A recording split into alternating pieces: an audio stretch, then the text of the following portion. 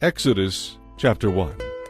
These are the sons of Jacob who went with their father to Egypt, each with his family: Reuben, Simeon, Levi, Judah, Issachar, Zebulun, Benjamin, Dan, Naphtali, Gad, and Asher. Joseph was already down in Egypt. In all, Jacob had 70 direct descendants. In this time Joseph and each of his brothers died, ending that generation. But their descendants had many children and grandchildren. In fact, they multiplied so quickly that they soon filled the land. Then a new king came to the throne of Egypt, who knew nothing about Joseph or what he had done. He told his people, "These Israelites are becoming a threat to us because there are so many of them.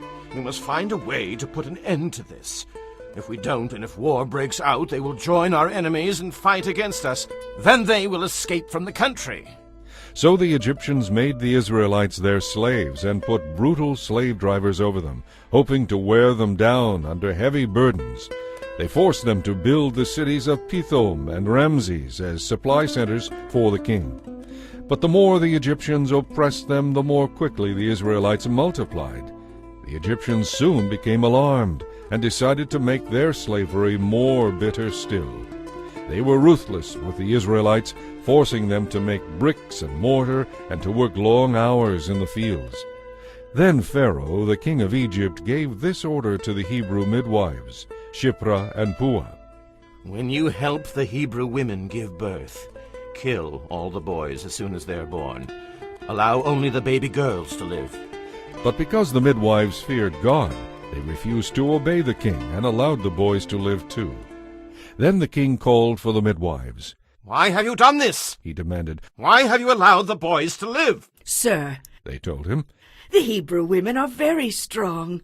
They have their babies so quickly that we cannot get there in time. They are not slow in giving birth like Egyptian women."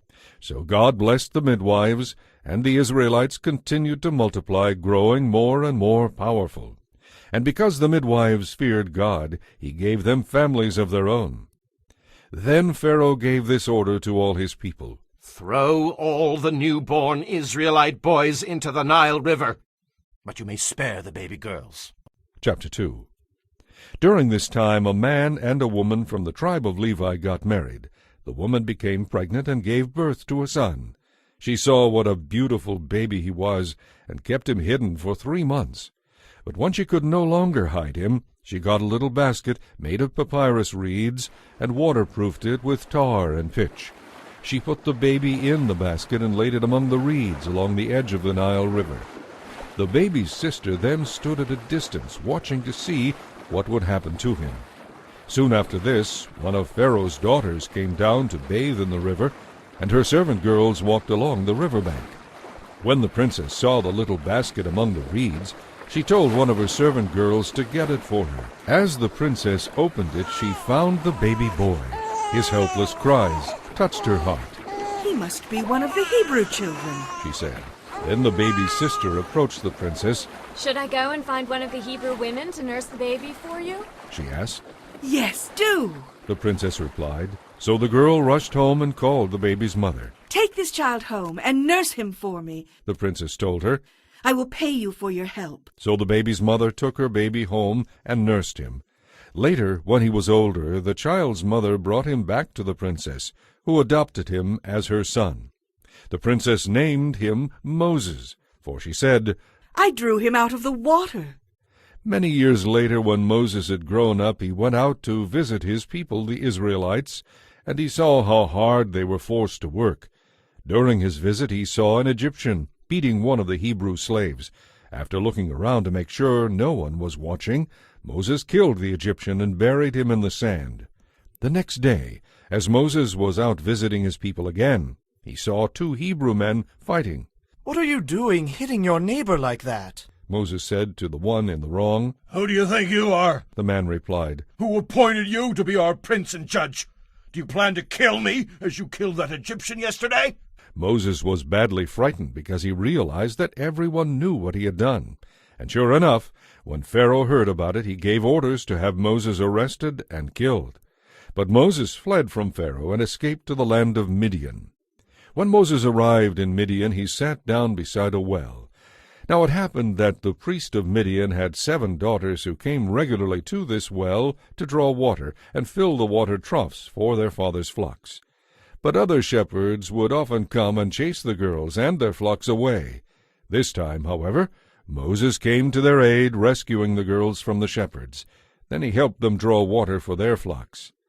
When the girls returned to Reuel, their father, he asked, How did you get the flocks watered so quickly today? An Egyptian rescued us from the shepherds. They told him. And then he drew water for us and watered our flocks. Well, where is he then? Their father asked. Did you just leave him there? Go and invite him home for a meal. Moses was happy to accept the invitation, and he settled down to live with them. In time, Reuel gave Moses one of his daughters, Zipporah, to be his wife. Later they had a baby boy, and Moses named him Gershom, for he said, I have been a stranger in a foreign land. Years passed, and the king of Egypt died. But the Israelites still groaned beneath their burden of slavery. They cried out for help, and their pleas for deliverance rose up to God. God heard their cries, and remembered his covenant promise to Abraham, Isaac, and Jacob. He looked down on the Israelites, and felt deep concern for their welfare.